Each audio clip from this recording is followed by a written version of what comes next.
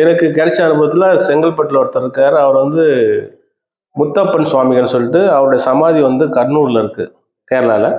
அவர் வந்து இவர் மேலே பேசுகிறாரு. அதை வந்து பேசும்போது நான் நிறைய உணர்ந்திருக்கேன் அவர்கிட்ட. என்னுடைய கிளைண்ட்ஸ் எல்லாம் நிறைய பேர் அனுப்பிச்சிருக்கேன். அதே போல் என்னுடைய ஜாதகம் பார்க்க வந்தவங்க, அவங்க வந்து ஜாதகத்தில் எந்த பதிலும் சொல்ல முடியாத சூழ்நிலை, அவங்க எந்த பக்கம் பார்த்தாலும் பிரச்சனையாக இருக்கின்றதுனால நீங்கள் போய் உங்கள் நட்சத்திரக்கு சித்தர்கிட்ட போயிட்டு வாங்க, அங்கே போய் உட்காந்து தியானம் பண்ணுங்க சொன்னப்போ அவங்க வீட்டுக்காரருக்கோசரம் போய் உட்காந்து தியானம் பண்ணாங்க.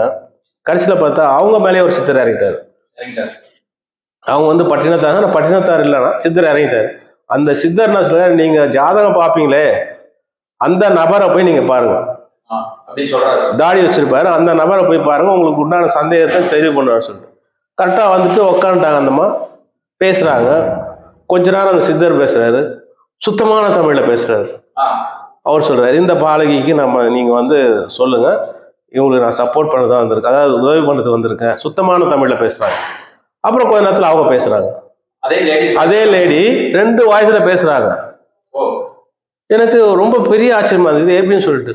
அப்போ அழுவத்துக்கு ஆரம்பிச்சிட்டாங்க. நான் சிரிச்சுட்டு, என்ன அந்நியனா மாட்டீங்கன்னு அழுவத்துக்கு ஆரம்பிச்சிட்டாங்க அவங்க. சரி அழுவாதீங்க, உங்களுக்கு ஒரு நல்ல விஷயத்த கடவுள் கொடுத்துருக்காரு, இதை எப்படி பயன்படுத்தணும்னு பாருங்க.